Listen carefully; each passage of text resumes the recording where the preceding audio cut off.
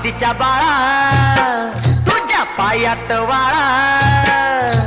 पार्वतीच्या बाळा तुझ्या पायात वाळा, पुष्पहारांच्या घातल्यात माळा, ताशाचा आवाज,